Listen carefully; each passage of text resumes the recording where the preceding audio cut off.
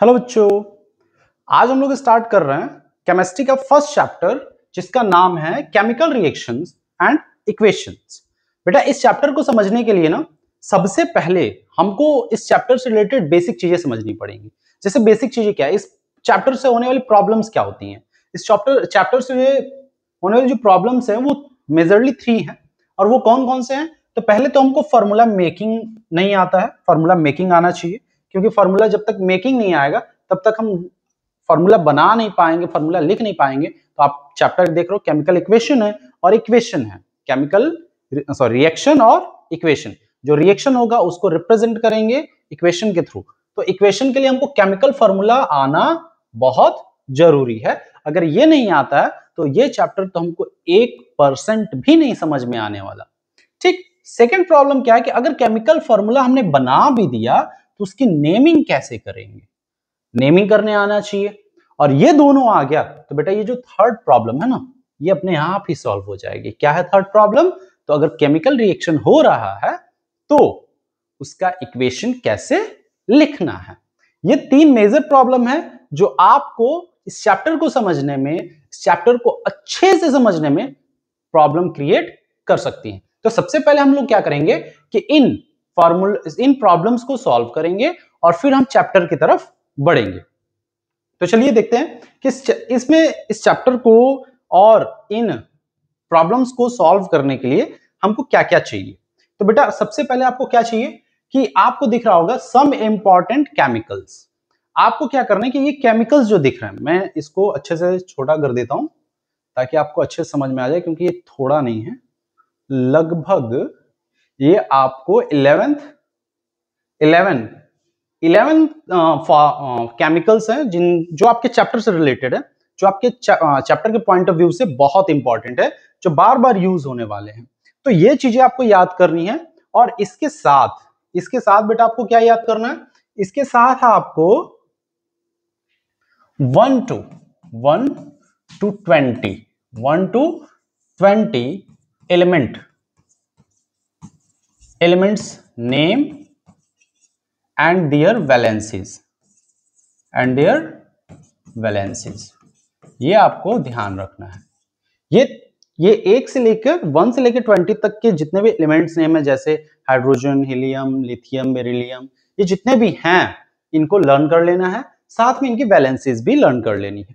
ये चीजें आपको बहुत आसानी से मिल जाएंगी, क्योंकि ये चीजें आपको आसानी से नहीं मिलने वाली थी, इसलिए मैंने लिख दिया है। ये चीजें आपको बहुत आसानी से मिल जाएंगी। आप क्या करेंगे कि कभी भी या गूगल से भी ले सकते हैं, या फिर क्योंकि केमिस्ट्री देखिए मैं जितना बता रहा हूं ना बेटा, इतने से भी हो सकता है किसी किसी को 100% ना समझ में आए। तो इसके लिए मैं एक वीडियो भी लेके आऊंगा और उसमें बहुत अच्छे से एकदम, मतलब ऐसे कह दूं कि अगर एक बच्चे को केमिस्ट्री का सी भी नहीं आ रहा है तो वो वीडियो जो मैं अभी बनाने वाला हूं, जो मैं पढ़ाने वाला हूं आप लोगों को, अगर वो देख लेता है तो सभी डाउट जो है केमिस्ट्री से रिलेटेड खत्म हो जाएंगे।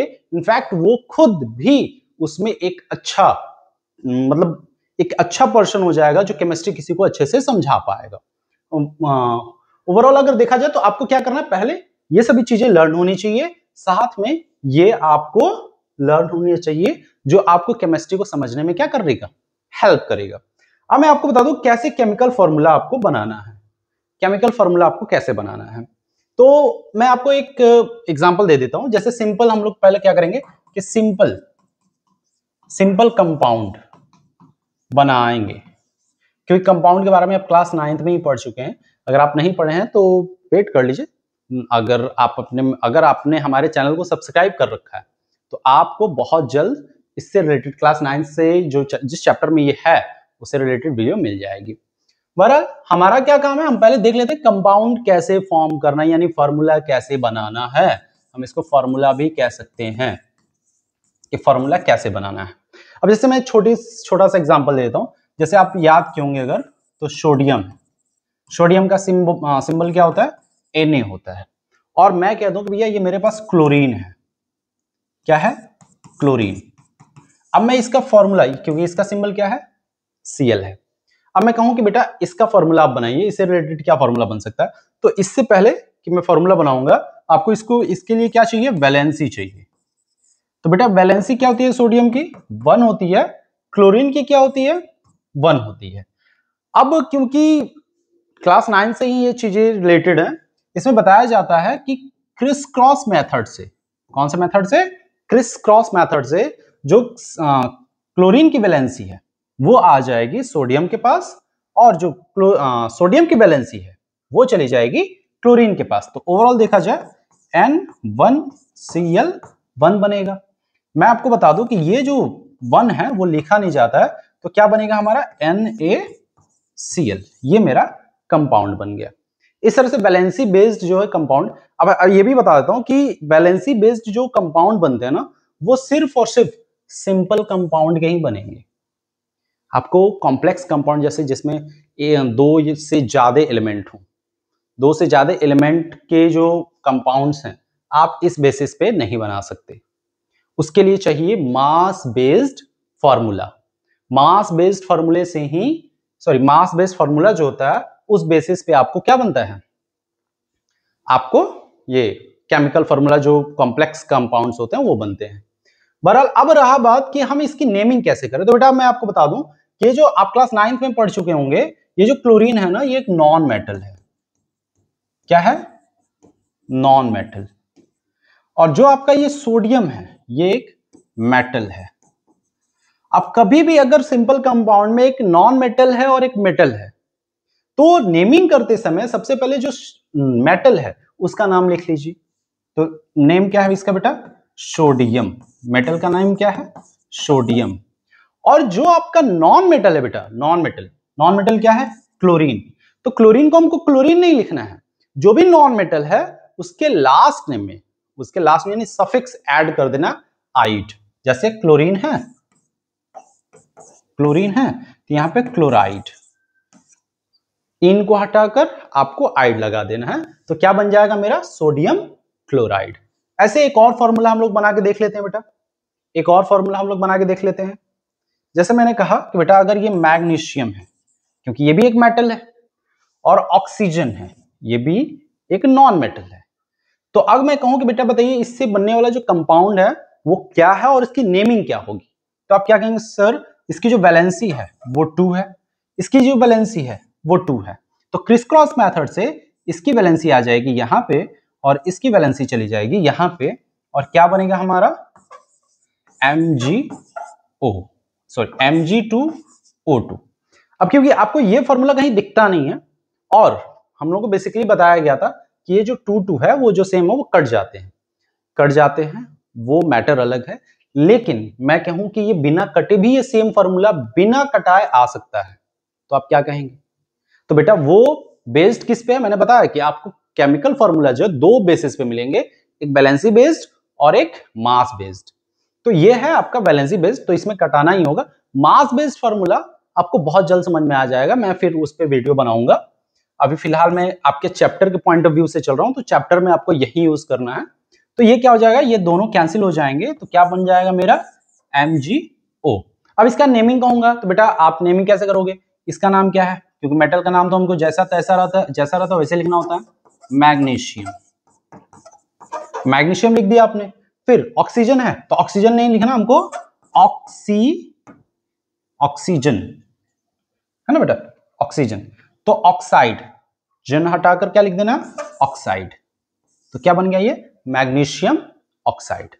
ठीक है, एक और बना लेते हैं हम लोग, एक और बना लेते हैं। अब मान लीजिए हम ले लेते हैं एक मेटल एल्यूमिनियम, क्या ले लिए, एल्यूमिनियम। फिर हम एक नॉन मेटल ले लेते हैं, क्लोरीन ले लेते हैं, क्या है दिक्कत है। अब एल्यूमिनियम की जो वैलेंसी है वो होती है 3 और क्लोरीन की जो वैलेंसी आपने ऊपर देखा होगा 1। अब इसमें क्या करेंगे, क्रिस क्रॉस करेंगे तो क्या बन के आएगा बेटा, Al, क्योंकि 1 लिखा नहीं जाता तो क्या यहां पे होगा Cl3, AlCl3। अब नेमिंग करने जाए बेटा तो एल्यूमिनियम, क्योंकि Al को हम क्या कहेंगे, एल्यूमिनियम कहेंगे, एल्यूमिनियम। और ये क्लोरीन है तो इसमें आईडी जोड़ देंगे, क्या हो जाएगा, क्लोराइड। ठीक बेटा, तो इस तरह से आप फॉर्मूला मेक कर सकते हैं और क्वेश्चन को, यानी कि आप ऐसे नेमिंग कर सकते हैं सिंपल कंपाउंड को और उनके फॉर्मूले आप बना सकते हैं। अगर आप चाहें तो इसको लिख सकते हैं एज अ एग्जाम्पल कि भाई कैसे हमको सिंपल कंपाउंड्स के फॉर्मूले बनाने हैं, उनकी नेमिंग कैसे करनी है। अच्छा बेटा, मैं इस बेस पे जैसे कि आपको मैंने कुछ केमिकल्स लिखवाए थे, जैसे मैं कहूंगा कि बेटा अगर मैं कहूं कि आप मुझे एक फॉर्मूला बना के दिखा दो जिसका नाम है सोडियम नाइट्रेट। क्या नाम है? Sodium nitrate. तो बेटा इसका फॉर्मूला लिखने के लिए पहले आपको देखना होगा सोडियम का क्या होता है सिंबल, Na। इसकी वैलेंसी क्या होती है? इसकी वैलेंसी होती है 1। नाइट्रेट मैंने अभी यहां पे लिखा रखा है, देखिए यहां पे मैंने अभी क्या लिखा है, लिखा रखा है कि नाइट्रेट क्या होता है। नाइट्रेट कहां बेटा? नाइट्रेट यहां पे है। नाइट्रेट का NO3 होता है और 1, वैलेंसी क्या होती है? 1 होती है। वैलेंसी क्या होती है बेटा? 1 होती है। तो आ जाइए, नाइट्रेट का क्या होगा? NO3, इसकी वैलेंसी 1। तो दोनों की वैलेंसी 1 है तो हम इस पे वैलेंसी लिखेंगे नहीं, क्या डायरेक्ट बन जाएगा? NaNO3।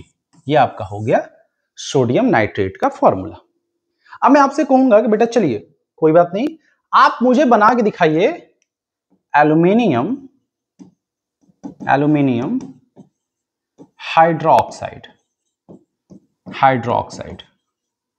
मैं कहूंगा बेटा बताइए इसका आपका फॉर्मूला क्या होगा। तो आप क्या देख रहे हो कि एल्यूमिनियम का क्या होता है? Al होता है। हाइड्रोक्साइड का मैंने यहां पे लिखा रखा है, आप देखेंगे, हाँ हाइड्रोक्साइड क्या है? OH valency 1, OH valency 1। आ जाइए, तो इसका क्या है? OH, इसकी वैलेंसी 1 है, इसकी वैलेंसी 3 है। अब इसकी वैलेंसी है तो इसकी वैलेंसी कहां जाएगी? इस पे जाएगी, और इसकी वैलेंसी इस पे जाएगी। अब बेटा इसको लिखने का थोड़ा सा जो वे है ना वो थोड़ा सा अलग है। वो कैसे है?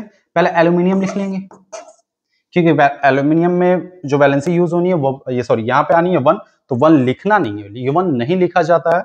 तो हमारा बचा क्या? OH। OH को कैसे बनाना है बेटा? OH को तो OH हम लोग लिख लेंगे, क्योंकि बेटा ये जो दोनों हाइड्रोजन और ऑक्सीजन है ये दोनों एक साथ आए हैं, तो ये जो वैलेंसी यूज होनी है ये 3 ये दोनों के लिए यूज होनी है। तो दोनों के लिए आपको बता दें, क्या मैथ में अगर पढ़े होगे तो x प्लस वाई, अगर दोनों के लिए मल्टीपल लिखना है तो हम यहां से 2 मल्टीप्लाई करते हैं। तो सेम ईयर यहां पे भी इसको ब्रैकेट में करेंगे और इसकी वैलेंसी यहां पे आएगी, और इसका जो नेमिंग होगा, नेमिंग वो तो देख ही रहे हैं आप लोग, एल्युमिनियम हाइड्रोक्साइड। ठीक है बेटा, क्लियर है? उम्मीद है कि इतना अगर आपने समझ रखा है तो इसके बेसिस पे आगे के क्वेश्चन या आगे के जो फॉर्मूलाज हैं वो आप कर लेंगे। क्योंकि ये अच्छा, ये चीजें आपको याद रखनी है, ये चीजें आपको क्या रखनी है? याद रखनी है। एक आयरन का एक स्पेशल केस है जिसमें ये दोनों नेम फेल हो जाते हैं। मैं आपको बता दूं, ये दोनों नेम है, जैसे कॉपर, इसमें सल्फेट का क्या होता है? SO4 होता है। अभी आप SO4 पढ़ रहे हो, अच्छा सल्फेट तभी इसको बोलेंगे जब ये किसी कंपाउंड में आएगा। अगर सिर्फ ये है, सिर्फ क्या है? SO4 की नेमिंग आपको बतानी है, तो ये है सल्फर टेट्राक्लोराइड। क्या बेटा? सल्फर टेट्राऑक्साइड, सल्फर टेट्राऑक्साइड, इसका नाम क्या है? Sulphur tetroxide. जैसे अभी मैं एक और एग्जांपल देता हूं, ये कार्बोनेट, जिसको आप कार्बोनेट कह रहे हो, CO3, इसका जो नेम है ना बेटा, इसका नेम है कार्बन ट्राइऑक्साइड। क्या नाम है? जब सिर्फ इसके लिए नेम यूज करोगे तो आप क्या बोलने वाले हो? Carbon trioxide. लेकिन अगर यही जो चीज, ये जो फॉर्मूला है, अगर ऐसे एक मेटल के साथ आ जाए, कैसे कैसे? जैसे ये हाइड्रोक्साइड आया, तो इस समय इस सिचुएशन में आप उसे क्या कहोगे? जो मैंने यहां पे नेमिंग दे रखी है वही आपको, जैसे ये CO3 आया, मैं आपको बता दूं, जैसे आ गया Na2CO3, क्योंकि सोडियम की वैलेंसी 1 होती है तो इधर दिखेगी नहीं, और इसकी 2 होती है तो इसके बगल में दिख गई। अब इसका जो नेम बोलोगे आप, इसे आप कार्बन ट्राइऑक्साइड नहीं बोल सकते, इसको आप क्या बोलोगे? सोडियम कार्बोनेट, जो मैंने यहां पे लिख रखा है। ठीक है बेटा, तो इतना समझ में आ गया होगा। अब इतना समझ में आ गया तो हम अपने चैप्टर की तरफ बढ़ते हैं, जो हमको इस चैप्टर से स्टार्टिंग करनी है। अब इतने बेसिक के बाद आपको लगभग जो है चैप्टर समझ में आएगा। अब हम अपने चैप्टर पे आते हैं बेटा। चैप्टर का नाम है chemical equation, chemical reaction and equation. मैं आपको बता दूं बेटा, ये जो केमिकल रिएक्शन है ना, केमिकल रिएक्शन ये एक प्रोसेस है। ये क्या है बेटा? ये एक प्रोसेस है। अब ये कैसा प्रोसेस है? तो इस प्रोसेस में होता क्या है? इस प्रोसेस में होता क्या है कि इसमें टू या मोर देन टू सब्सटेंसेस जो हैं आपस में जुड़ते हैं। अच्छा, जुड़ने से पहले होता क्या है कि इस प्रोसेस में जो भी सब्सटेंसेस, टू और मोर सब्सटेंसेस, ये जो सब्सटेंसेस हैं ये जुड़ने से पहले क्या होता है? ये ब्रेक डाउन होते हैं। Break down in term of atom. ये किस में टू ब्रेक डाउन होते हैं? एटम में। फिर यही एटम जो है एक दूसरे से फिर से जुड़ते हैं और नए सब्सटेंस का क्या करते हैं? फॉर्मेशन करते हैं, जिस प्रोसेस को हम लोग क्या नाम दिए हैं? Chemical reaction. क्या नाम दिया बेटा? केमिकल रिएक्शन नाम दिए हैं। डन। तो केमिकल रिएक्शन क्या है बेटा? केमिकल रिएक्शन एक प्रोसेस है जिसमें दो या दो से अधिक जो सब्सटेंसेस होते हैं वो एक दूसरे से जुड़ते हैं और नए सब्सटेंसेस बनाते हैं। लेकिन जुड़ने से पहले जो सब्सटेंस इसमें क्या हो रहे हैं, यूज किए जा रहे हैं, वो पहले क्या होते हैं? टूटते हैं। किसमें? एटम्स में। हम इसको आगे जब ये टॉपिक हमारा आएगा कंप्लीटली, क्योंकि ये सभी चीजें मैंने आगे पीपीटी में लिख रखी हैं, तो मैं उस समय बताऊंगा। फिलहाल अभी चैप्टर का इंट्रो था तो यहां पे बताना जरूरी था। अब इक्वेशन क्या है? इक्वेशन बता देता हूं। तो इक्वेशन जो है ये रिप्रेजेंटेशन है, the way of representation of chemical equation. ये जो केमिकल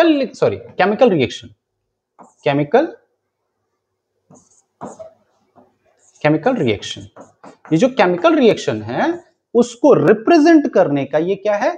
तरीका है। क्या? Chemical equation. अब हम अपने चैप्टर की तरफ चलते हैं बेटा। तो चैप्टर हमारा स्टार्ट होता है यहां से। सबसे पहले हम लोग क्या क्लियर करने वाले हैं कि केमिकल चेंज क्या होता है। देखिए बेटा, मैंने लिखा है the change that occurs in the chemical properties of a substance is called chemical change. देखिए केमिकल चेंज क्या होता है? जैसे कोई ऑब्जेक्ट है, केमिकल जो चेंज होता है वो जो हमारा आउटलुक है, जैसे कि आप देख रहे होंगे मेरा टी शर्ट किस कलर का है? पिंक है। मेरा जो ये जो स्टाइलस है ये मेरा ब्लैक है। तो ये इसकी फिजिकल प्रॉपर्टी होगी। लेकिन ये जो मटेरियल, ये जो सब्सटेंस है, ये मेरा प्लास्टिक से मिलकर बना हुआ है, तो ये क्या हुआ? इसका केमिकल प्रॉपर्टीज हुई। ये जो मेरा टी शर्ट है ये किससे मिलकर बना है? तो ये मेरा फाइबर से मिलकर बना है, तो ये मेरा क्या हुआ? इसकी केमिकल प्रॉपर्टीज हुई। यानी ओवरऑल आप समझ रहे होंगे कि केमिकल प्रॉपर्टीज जो है इंटरनली कोई ऑब्जेक्ट कैसे बना है उसके बारे में जानना है। तो केमिकल चेंज में क्या होता है कि केमिकल चेंज में जो चेंजेस जो आते हैं कि भी किसी भी सब्सटेंसेस के, वो उसके केमिकल प्रॉपर्टीज में चेंजेस आते हैं। जैसे अगर मान लीजिए कि ये अगर मैं मान के चलता हूं कि ये हाइड्रोजन और ऑक्सीजन से मिलकर बना है, तो हाइड्रोजन 2 है और ऑक्सीजन 1 है। तो मैं यहाँ पे अगर इसमें चेंजेस होंगे तो हो सकता है कि वो हाइड्रोजन और ऑक्सीजन, जो हाइड्रोजन 2 था और ऑक्सीजन 1 था, वो अरेंजमेंट टूटे। हो सकता है कि जो अगला से चेंजेस हो उसमें हाइड्रोजन 1 हो और ऑक्सीजन 1 हो। तो ये क्या हो गया? एक तरह का केमिकल चेंज हो गया। इसमें एग्जांपल्स आ जाएंगे। अच्छा, केमिकल चेंज के दौरान क्या होता है? केमिकल चेंज के दौरान जो यूनिक पार्ट है इस केमिकल चेंज का, जिसको आपको यूज करना अपने डेफिनेशन में, चाहे जहां पे भी आप लिखना चाहें, तो वो क्या है कि लिखा है during the chemical change a substance change into another substances and lost its initial properties। अब मैं एग्जांपल बताता हूं। जैसे कि मान लीजिए कि ये मेरे पास एक पेज है, ये मेरे पास क्या है? एक पेज है, बाकी मेरा मेडिकल रिपोर्ट है, ये मेरा आपका पेज है, ये भी व्हाइट दिख रहा है। अब मैं इसको जला दूंगा, तो ये ऑक्सीजन से इसमें जितने भी केमिकल्स होंगे वो रिएक्ट करेंगे और रिएक्ट करके ये ब्लैक कलर का और हमको देगा, या फिर कह सकते हैं कि ब्लैक कलर का सब्सटेंस प्रोड्यूस करेगा। तो इसमें क्या हुआ कि ये जो पहले सब्सटेंस था उसमें ऑक्सीजन ऐड हो गया, जिससे ये मिलकर बना हुआ था उसमें ऑक्सीजन ऐड हो गया। तो ऐसे चेंजेस को हम लोग क्या कहते हैं? Chemical change. अब इसके कुछ एग्जांपल हैं। Making of curd from milk, milk से जो कर्ड बनता है वो भी एक क्या है? केमिकल चेंज है। Second one, burning of candle, candle का जलना भी एक तरह का क्या है?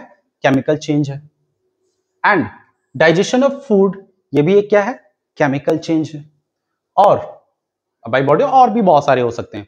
अच्छा, एक चीज और मैं बता दूं कि केमिकल चेंज क्या होता है। केमिकल चेंज में हम किसी भी, अगर एक बार चेंज हो गया, एक बार किसी सब्सटेंसेस में चेंज हो गया, तो दोबारा हम उसे फिजिकल प्रोसेस के द्वारा रिवर्स नहीं कर सकते।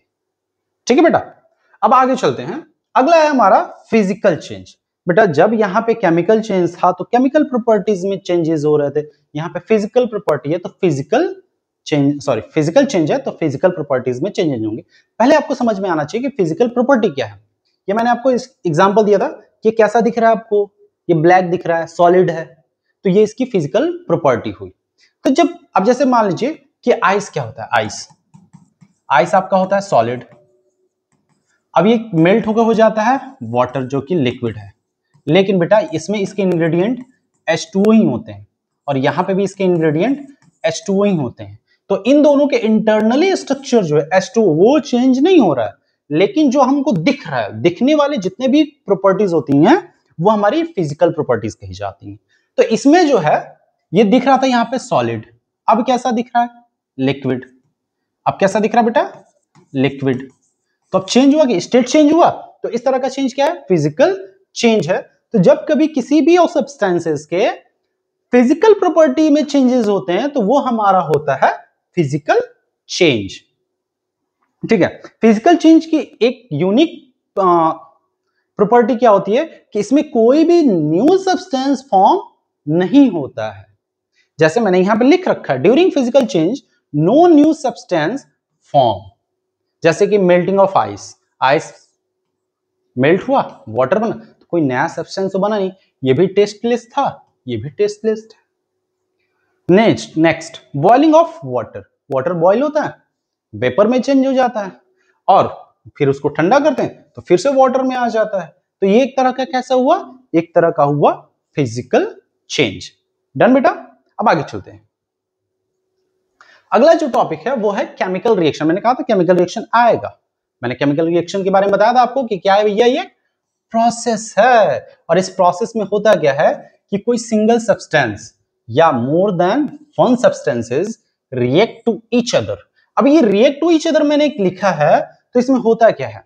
इसमें होता क्या है कि जब ये रिएक्शन होता है तो जो सब्सटेंसेस होते हैं वो पहले अपने एटम्स में टूटते हैं, फिर ये एटम्स एक दूसरे से जुड़ते हैं और इनकी अरेंजमेंट चेंज होती है और एक नया प्रॉपर्टीज का नया सब्सटेंस फॉर्म हो जाता है। तो उसी को मैंने शॉर्ट में क्या लिखा है? रिएक्ट। और एक दूसरे से क्या करते हैं? रिएक्ट करते हैं और एक सिंगल सब्सटेंस क्या करते हैं या फिर एक से अधिक सब्सटेंस फॉर्म करते हैं अपने से डिफरेंट प्रॉपर्टी का।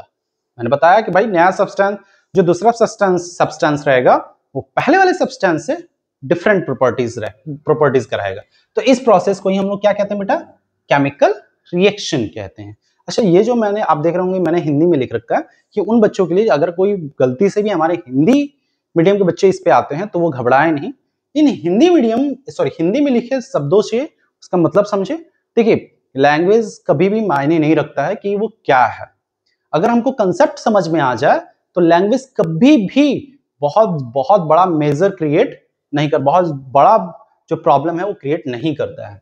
अच्छा, केमिकल रिएक्शन के दौरान क्या होता है बेटा? During the chemical reaction no new atoms form, कोई नया एटम नहीं फॉर्म होता है, सिर्फ और सिर्फ क्या होती है?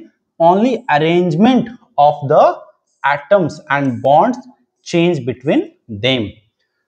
केमिकल रिएक्शन के दौरान कोई भी नया सब्सटेंस फॉर्म नहीं होता है, ना ही कोई नया एटम फॉर्म होता है, सिर्फ इन एटम्स नया सब्सटेंस फॉर्म होता है, एटम्स फॉर्म नहीं होते। सिर्फ क्या होता है कि एटम्स के अरेंजमेंट चेंज होती है और हमको नया प्रॉपर्टी का नया सब्सटेंस बनके तैयार हो जाता है। अब मैं उसको आपको समझा देता हूं। चलिए मैं एक एग्जांपल ले लेता हूं। जैसे मान लीजिए मेरे पास हाइड्रोजन है, क्या है? हाइड्रोजन।